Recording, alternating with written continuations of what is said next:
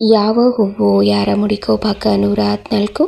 ಪ್ರೀತಮ್ ಹೇಳಿದ ವಿಷಯ ಕೇಳಿ ಸಂಜಯ್ ನಾನು ನಿಮಗೆ ಏನು ಸಹಾಯ ಮಾಡ್ಬೋದು ಅಂತ ಕೇಳ್ದ.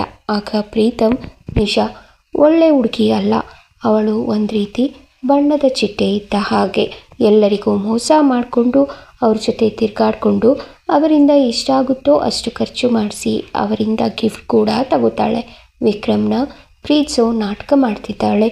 ಈಗಲೂ ಅವರ ಪ್ಲ್ಯಾನ್ ವಿಕ್ರಮ್ ಇಂದ ಅವಳ ಬರ್ತ್ಡೇಗೆ ಏನಾದರೂ ದೊಡ್ಡದಾಗಿ ಗಿಫ್ಟ್ ಸಿಗುತ್ತೆ ಅಂತ ಕಾಯ್ಕೊಂಡು ಅವನಿಂದ ಸಿಗೋ ಗಿಫ್ಟ್ ತಗೊಂಡು ಅವನನ್ನು ಶಾಶ್ವತವಾಗಿ ದೂರ ಮಾಡೋದು.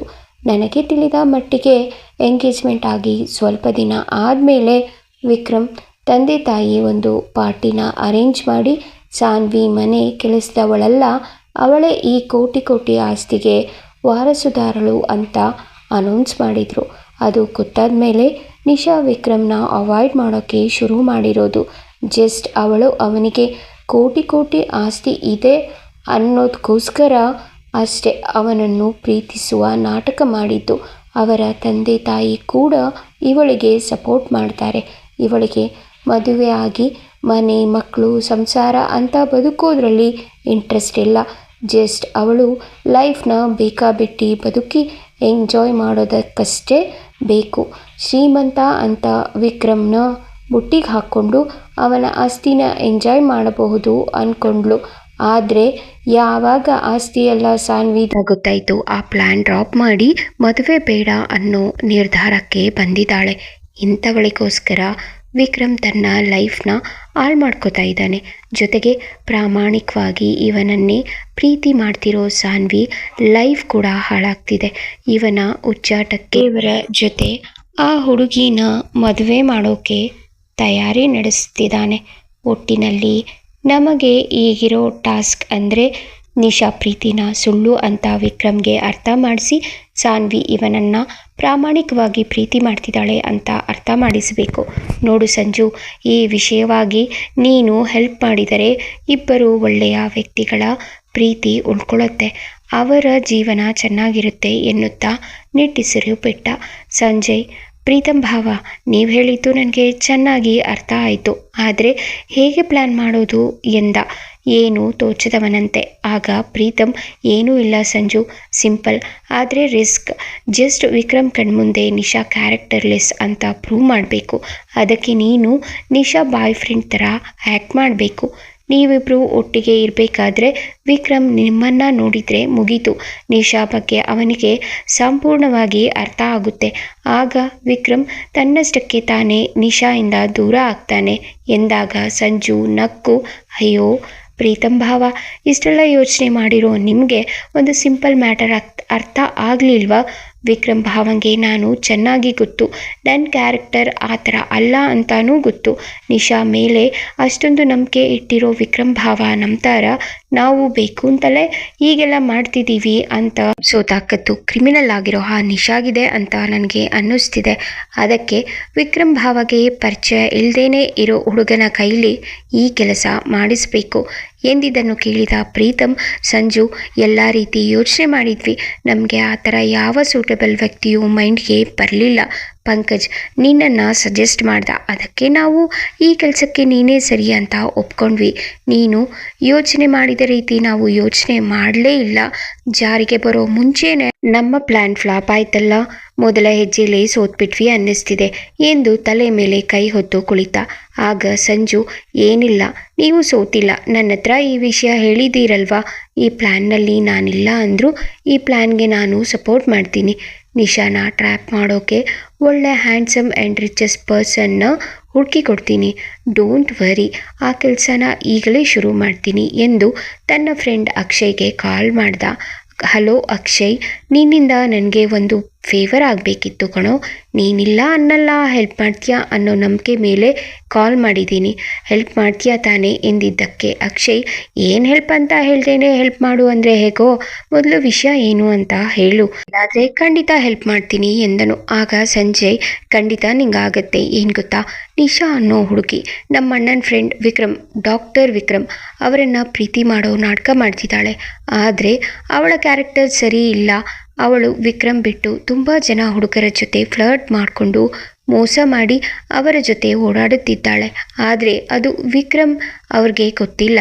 ಅವರು ಅವಳ ನಾಟಕದ ಪ್ರೀತಿನ ನಿಜ ಅಂದ್ಕೊಂಡು ತುಂಬ ಸೀರಿಯಸ್ ಆಗಿ ಲವ್ ಮಾಡ್ತಿದ್ದಾರೆ. ಅದಕ್ಕೆ ಅವಳ ನಿಜ ರೂಪನ ಬಯಲು ಮಾಡಬೇಕು. ಮುಂದೆ ಏನು ಮಾಡಬೇಕು ಅನ್ನೋದನ್ನು ಚಕಾಚಕ ಅಂತ ನಿನ್ನ ಬ್ರಿಲಿಯಂಟ್ ಮೈಂಡಿಂದ ಒಂದು ಗೇಮ್ ಪ್ಲ್ಯಾನ್ ರೆಡಿ ಮಾಡು.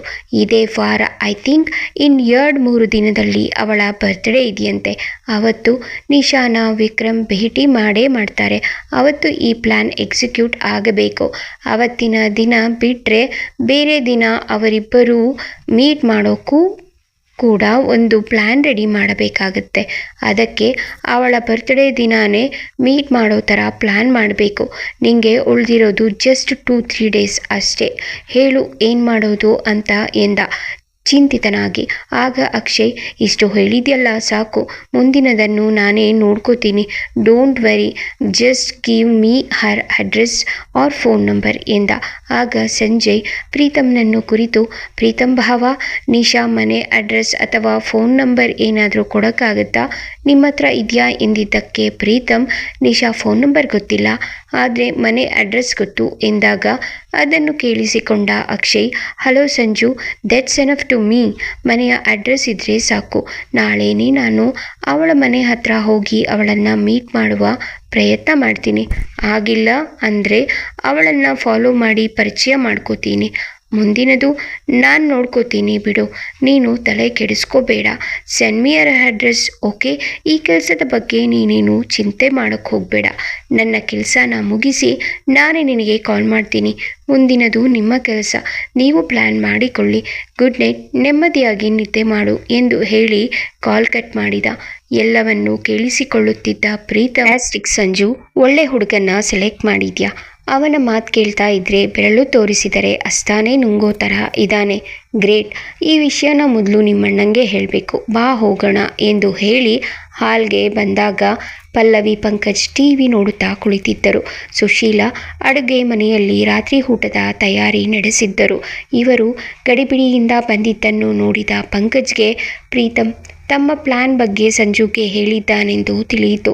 ಅವನು ತಕ್ಷಣ, ಬನ್ನಿ, ಮನೆಯಲ್ಲಿ ಕೂತ್ಕೊಂಡು ಬೋರಾಗ್ತಿದೆ, ಹಾಗೆ ವಾಕ್ ಮಾಡಿಕೊಂಡು ಬರೋಣ ಎಂದು ಪ್ರೀತಮ್ ಮತ್ತು ಸಂಜಯ್ನನ್ನು ಕರೆದ.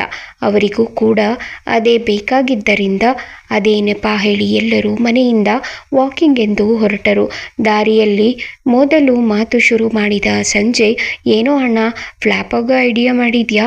ವಿಕ್ರಮ್ ಭಾವಂಗೆ ನಾನು ಗೊತ್ತು ತಾನೆ, ನಾನು ಕಂಡ ಹುಡುಗಿಯರ ಜೊತೆ ಫ್ಲರ್ಟ್ ಮಾಡೋ ಹುಡುಗ ಅಲ್ಲ ಅನ್ನೋದು ಅವರಿಗೆ ಗೊತ್ತು.